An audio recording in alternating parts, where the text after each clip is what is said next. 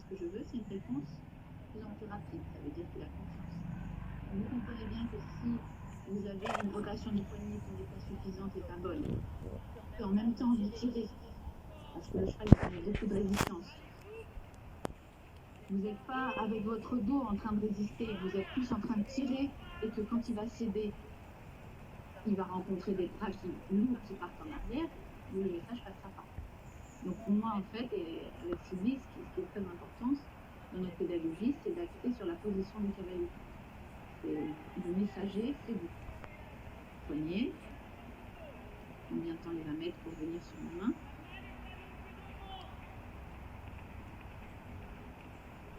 Donc sur un cheval qui a confiance et qui comprend ce qu'on veut de lui, c'est instantané.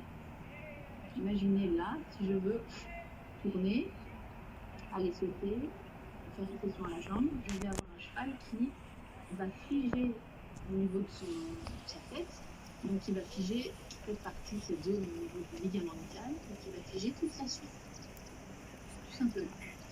Donc il faut faire attention que la tête ne fasse pas n'importe quoi, mais à la demande, qu'elle s'oriente. C'est-à-dire qu'il ne faut pas faire droite-gauche comme ça. Vous voyez, il a fait je sais pas quoi, j'en veux pas. Je vais avoir une encolure qui va s'enrouler. Je veux juste la tête, sans que l'encolure s'enroule.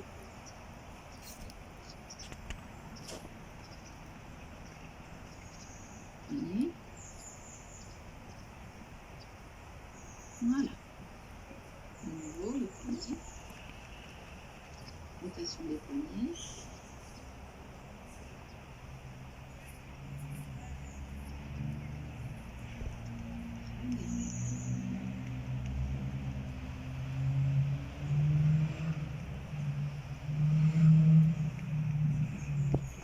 C'est-à-dire avec la montée du dos, de favoriser au début l'étirement aussi de l'encolure.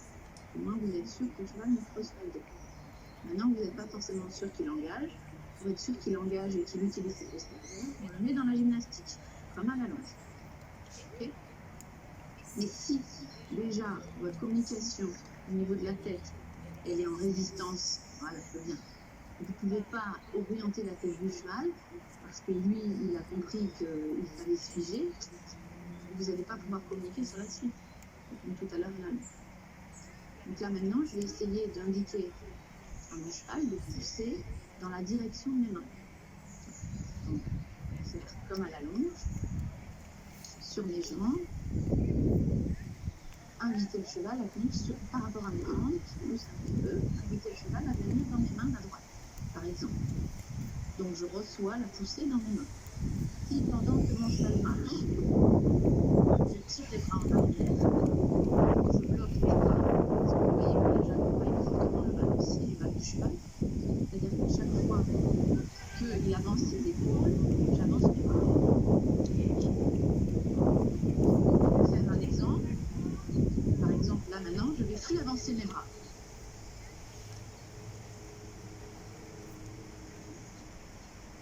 Vous constatez que le cheval arrête d'avancer.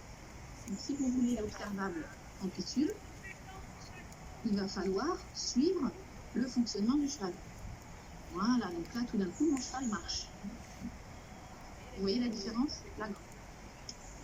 C'est important de comprendre le fonctionnement du cheval dans le pas, déjà sur un simple pas sur un cercle, et de mettre le cavalier dans la situation de suivre son cheval.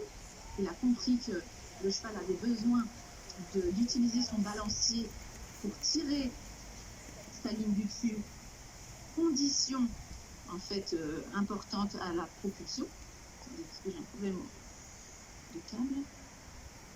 C'est-à-dire qu'il faut bien comprendre que quand le cheval pousse, il utilise les postérieurs normalement qui viennent sous le ventre, et pour qu'il y ait mouvement, il doit tirer son dos vers l'avant. Donc à chaque fois, pour tirer son dos vers l'avant, il utilise notamment sa tête, c'est-à-dire qu'il part d'abord avec sa tête, et ça tire tout le corps vers l'avant. Donc si vous empêchez au cheval, en tenant la tête et en raccourcissant l'encolure, de fonctionner avec son balancier, vous limitez la propulsion. Même si vous y êtes dedans et vous faites tout pour qu'il avance. Bien évidemment que pour optimiser, je vais pouvoir tourner plus court, Allez, garçon, est-ce que tu peux pousser un peu plus? Allez, très très bien. Donc, j'ai senti un cheval qui s'est mobilisé dans mon tournée. Donc, je vais peut-être avoir encore une meilleure propulsion. Ça, c'est très bien. Voilà, avec un cheval qui s'oriente mieux sur ma main. C'est-à-dire que plutôt que d'avoir un dos figé, tout d'un coup, je sens que le garrot monte et une orientation du dos me donne une meilleure attitude, une attitude plus arrondie. Ce phénomène de l'attitude arrondie, c'est un cheval qui oriente toute sa ligne du pied. C'est pas le cavalier qui a arrondi l'encolure, c'est le cheval qui s'est arrondi sur les mains du cavalier par une gymnastique. Donc là, par exemple, je ne fais rien. Et vous allez voir que si je tourne, je mobilise le rachis du cheval. Voilà, et il vient plus s'arrondir dans ma main, tout simplement. Donc c'est le fruit d'une gymnastique. Donc je remonte encore, moi qui ne suis plus le balancier. Donc j'ai une sensation de lourdeur, un cheval qui ne fonctionne plus. Moi qui fonctionne avec le cheval. Je libère le balancier. Les épaules peuvent fonctionner. C'est-à-dire qu'il y a là,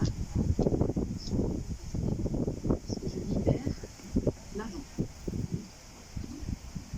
Si vous voulez de l'équilibre, le cheval, qu'est-ce que tu dis? Donc, le cheval qui est sur les épaules, je vais le mobiliser, stimuler ses épaules et engager ses postérieurs. Donc là, on voit le cercle. Voilà. Très là, j'ai vu qu'il a un peu ralenti le pas tout en gardant la poussée. Donc pour moi, je constate qu'il s'est équilibré au lieu de partir comme une planche tout droit. Ça, en fait, c'est les garants de l'équilibre. Hein. C'est la cadence aussi. Le cheval qui, à un moment donné, au lieu d'accélérer, se tient, ralentit, tout en poussant. Pour savoir si mon cheval est toujours dans la poussée, je le repère de l'amplitude. Ok, donc j'ai ça au pas, ici. Donc je vais observer ce que fait mon cheval et j'observe qu'il s'enroule. Vous voyez, peut-être la première, il est très bas, enroulé. Moi, ça, je ne veux pas. Donc, je vais lui expliquer, pose-toi sur mes mains, mais tiens-toi. Il ne veut pas. Je tourne pour lui dire, tiens-toi, garçon. C'est ça. Je tiens. C'est-à-dire que le cheval, à un moment donné, il perd l'oreillette. Je ramasse pas. Donc c'est un cheval qui ne sait pas faire autre chose comme ça au premier abord que pousser, désengager. Il va enrouler son entourage. De toute façon, moi je ne fais pas d'amis, hein, donc qu'est-ce que je pense?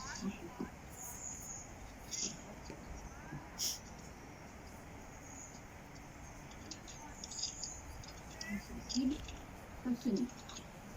Donc, là en l'occurrence, je retrouve le trou. Je vais essayer de faire comprendre à mon cheval qu'il s'agit de se prendre. Là, il parle la tête à première impression, tout le long. Il se tient, regarde, voilà. Regarde, quand je ferme mes poignets et que j'oriente bien, c'est pour que tu te poses, il n'y a pas de souci, je ne vais pas raccourcir ton encolure, mais c'est pour que tu te tiennes aussi, regarde. Je voudrais juste que tu apprennes à te porter toi. Dès que ça ralentit, je ressors. Très bien. J'observe, il court. Vous comprenez bien que si je tire les bras vers moi, je vais enlever la propulsion. On a vu qu'il ne fallait pas raccourcir l'encolure. Donc, je n'ai pas d'autre solution chez le jeune cheval ou le cheval qui n'a pas compris comment faire que d'utiliser le tourné que j'ai vu à la longue pour essayer de faire comprendre mon travail. Moi, j'ai juste l'écouter pour l'aider à se tenir. C'est-à-dire qu'il pousse, c'est bien, hein, il avance, bravo, et n'importe quoi. Donc, je vais le guider. Voilà.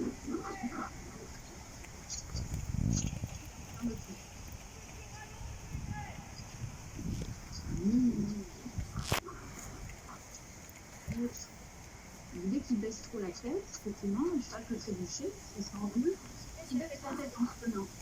Là, je suis en danger quand il pique du nez comme ça et qu'il me met 3 tonnes dans les bras. Parfait. Là,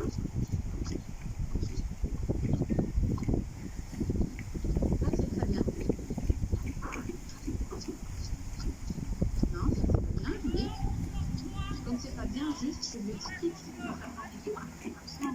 les rênes et de reculer les bras.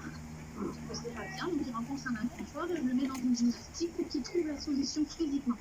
En fait, lui, son problème, c'est d'essayer de physiquement trouver la solution.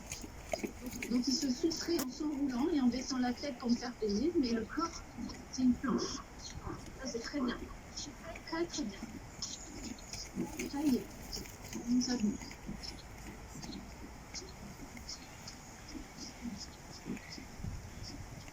Non, je ne veux pas qu'il s'enroule. Voilà.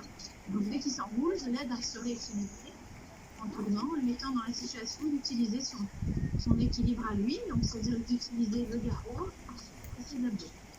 Ça, c'est très bien. Quand il sort du cercle, il est toujours très bien. Ça dure 3 foulées.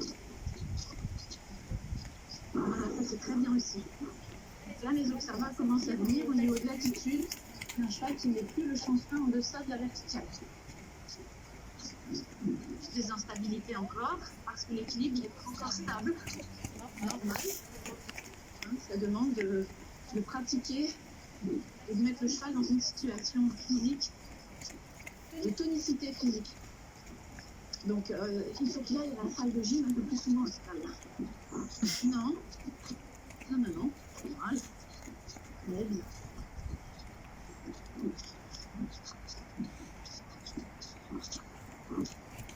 Oh, c'est très bien. Parfait. Et je marche.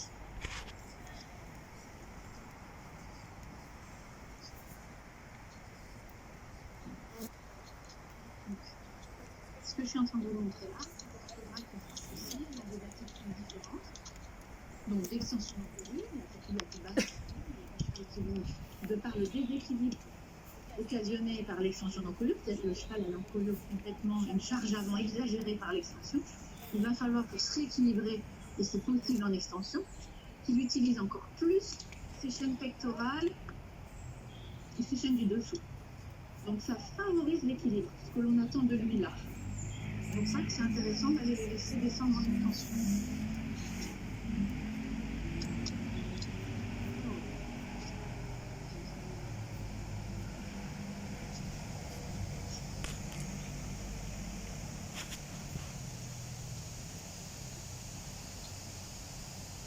C'est très bien, c'est calme, un petit peu.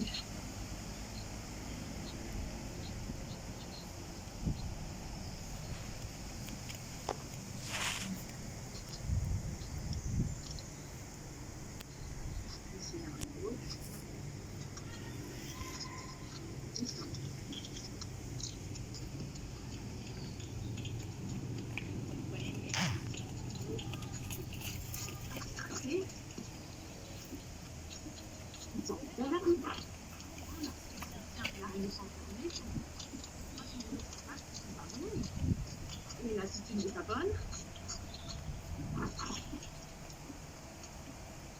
Voilà, il ne tire plus. Il arrête de s'entraîner, c'est bon.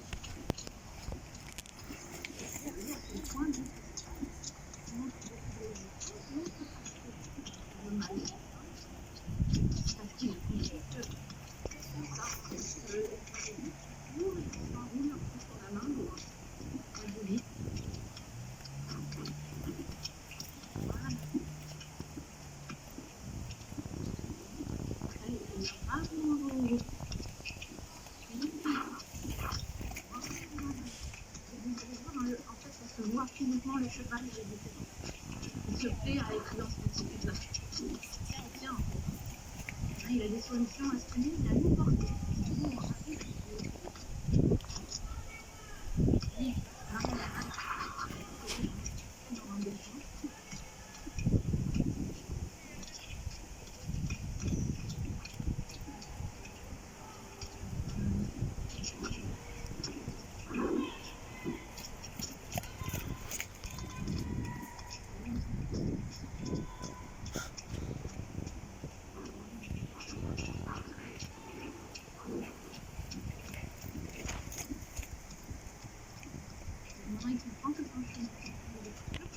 Pour l'aider à s'orienter, avoir moins de résistance.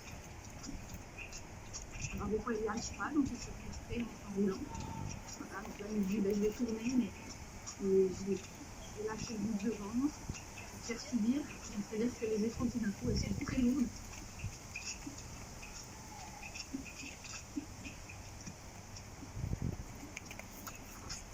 Voilà.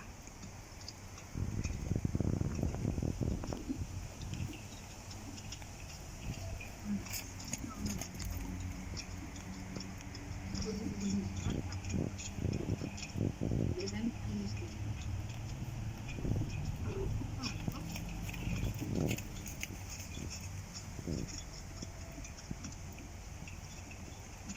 C'est un problème, c'est-à-dire qu'il faut qu'il très vite pour passer au pas. Comme je ne lui propose pas de m'arracher les rênes ou de s'alourdir, il ne sait pas comment faire, donc il trottine, il ne sait pas passer au pas. Je l'aide sur le cercle et il passe au pas. C'est une histoire de positionnement dans le dos et de cheval qui se sert de nos aides pour monter le dos et pour faire, et non pas pour oui, ça va faire en sorte. Donc tout d'un coup, j'ai plus cette sensation de force. Alors, de résistance, c'est juste un cheval qui peine, mais qui fait. Comment je me rends compte qu'il fait? J'ai mes observables, encore une fois, qui me disent